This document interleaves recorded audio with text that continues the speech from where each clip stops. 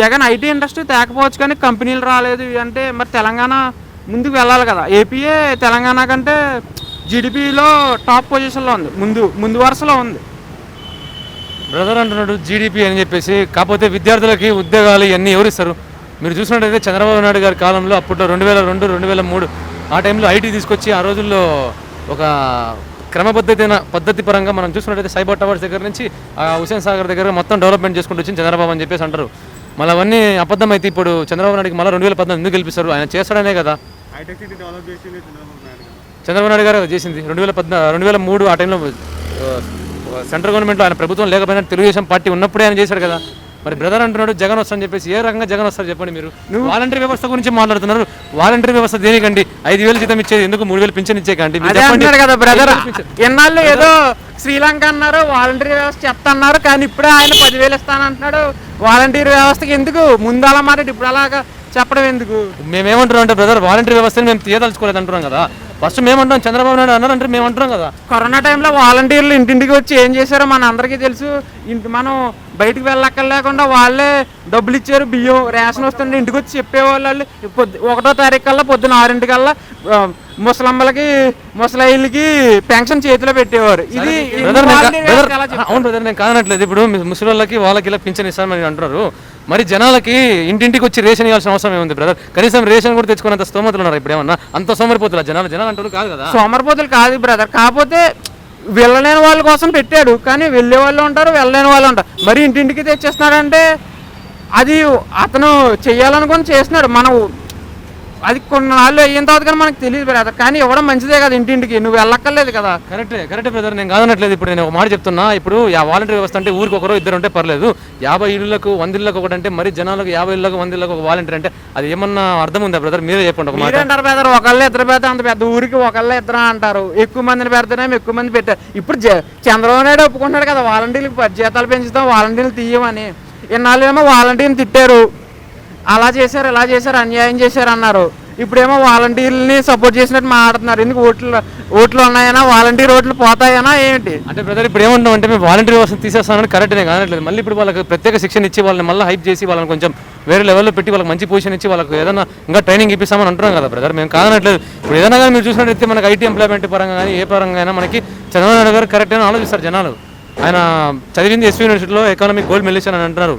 మరి అలాంటి వ్యక్తి వచ్చినప్పుడు ఆర్థిక పరంగా మన ఏపీ బాగుంటుంది కదా అని చెప్పేసి మేము అనుకుంటాం బ్రదర్. అది మా ఆలోచన.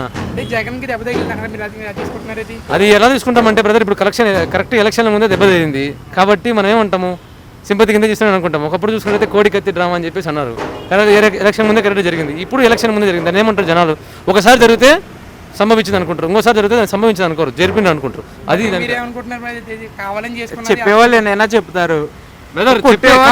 చెప్పేది నేను చెప్పేవాళ్ళు కాదు బ్రదర్. తీసుకున్నాం అంత కాదు, మేము చెప్తాం మా టైం వస్తుంది.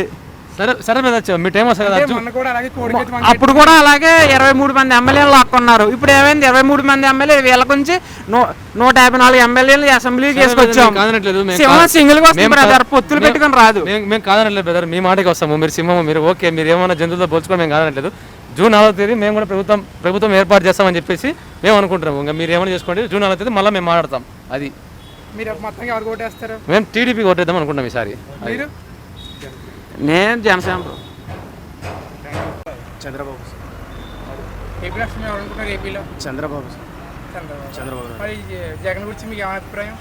జగన్ దెబ్బలు తెగించుకుంటా కావాలని రాలేసుకుంటున్నారు కదా. మరి ఇది ఎవరో అనుకోకుండా జరిగింది అంటున్నారు. మరి అధికారం ఉన్నప్పుడు రాలేట తిరిగితే గౌరవ 10 మీద గౌరవ వస్తా చెప్పండి సార్. కరెంట్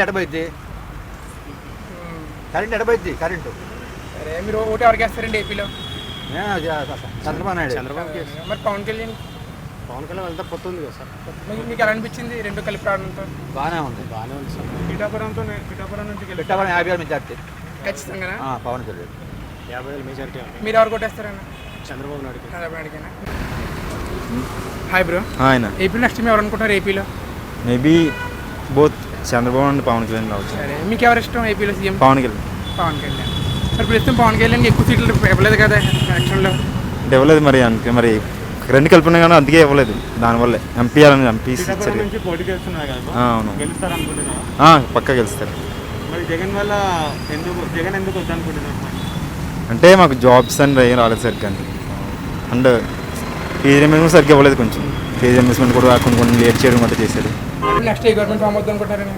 నేనైతే టీడీపీ అనుకుంటున్నాను. టీడీపీగా? సరే, మీరు వైఎస్ఆర్సీపీకి ఓటేస్తారా ఈసారి ఏమన్నా? ఆల్రెడీ వైఎస్ఆర్సీపీకి గత సంవత్సరం అంటే ప్రీవియస్ జరిగినప్పుడు కూడా ఓటేసాను. ఇంకోటి ఏంటంటే ఆయనకు ఉన్నటువంటి జగన్మోహన్ రెడ్డి మీద అభిమానంతో ఆయనకు ప్రభుత్వం గవర్నమెంట్ ఫామ్ చేస్తారు. కానీ డెవలప్మెంట్ విషయంలో ఎడ్యుకేషన్ విషయంలో బాగుంది కానీ ఎంప్లాయ్మెంట్ లేదని ఒక టాక్.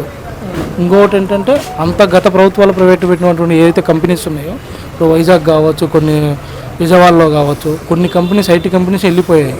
అదొకటి కూడా రూమర్ వచ్చింది. దాంతో కొన్ని హెచ్ఎస్బిసి కానీ కొన్ని కంపెనీస్ పోయాయి. అదొకటి వచ్చింది మార్కెట్లో. మెయిన్ అతను గెలవడానికి నెక్స్ట్ గవర్నమెంట్ వైఎస్ఆర్సీపీ గెలుస్తుంది అంటే ప్రజానికానికి ఏదైతే వాళ్ళైతే అమౌంట్ వేసారో అంటే అమ్మఒడి గాను ఈ పథకాల మీద గెలుస్తుందే తప్ప ఎడ్యుకేషన్ పరంగా కానీ ఎంప్లాయ్మెంట్ పరంగా కానీ వాళ్ళని చేసింది ఏం లేదు. అలా చేసింటే అందరూ హైదరాబాద్ వచ్చేవాళ్ళు కాదు, అందరూ ఏపీలోనే ఉండేవాళ్ళు.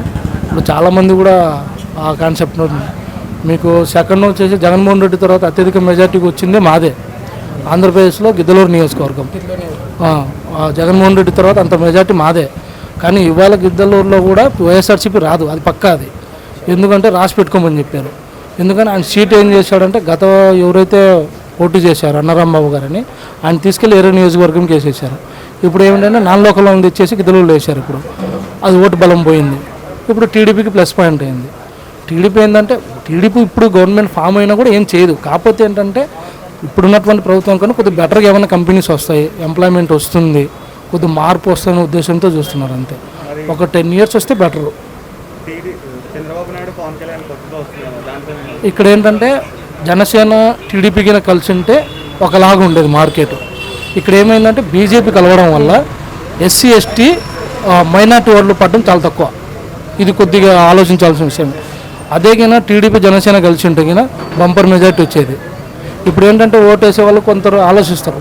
ఎందుకంటే సెంట్రల్లో బీజేపీ కూడా కొద్ది వ్యతిరేకత వస్తుంది. ఇప్పుడు వాళ్ళు ఫామ్ చేస్తున్నారు కానీ లైక్ మీరు తెలంగాణ క్యాలిక్యులేషన్ వేసుకోవచ్చు. ఎవరు ఎక్స్పెక్ట్ చేయలే తెలంగాణలో కాంగ్రెస్ వస్తేనే ఎవరు ఎక్స్పెక్ట్ చేయలే. కానీ తెలంగాణ కాంగ్రెస్ వచ్చింది, అది వ్యతిరేకత. అదే రేపు మనకి ఏపీలో ఏంటంటే అది కొద్దిగా లేకుండా ఉంటే బాగుండేది. అది వైఎస్ఆర్సీపీ ప్లస్ పాయింట్ అవుతుంది. జగన్కి మీటింగ్లో దెబ్బ తగిలింది అన్నారు కదా, అది మీరు ఎలా తీసుకున్నారు? అది జగన్కి దెబ్బ తగిలిందంటే అది ప్రూఫ్ ఏంటో మనకు తెలియదు. కానీ అంతకుముందు సేమ్ ఎలక్షన్స్ అప్పుడు కూడా ఆయనకు కోడికెత్తారని చెప్పేసి కత్తిపోటు జరిగింది. అది జరిగినప్పుడు కూడా 5 సంవత్సరాలలో కూడా అది కేసు అనేది ఇంతవరకు ప్రూఫ్ చేయలేకపోయారు. గవర్నమెంట్ వైఎస్ఆర్సీపీ ఉండి కూడా చేయలేకపోయింది.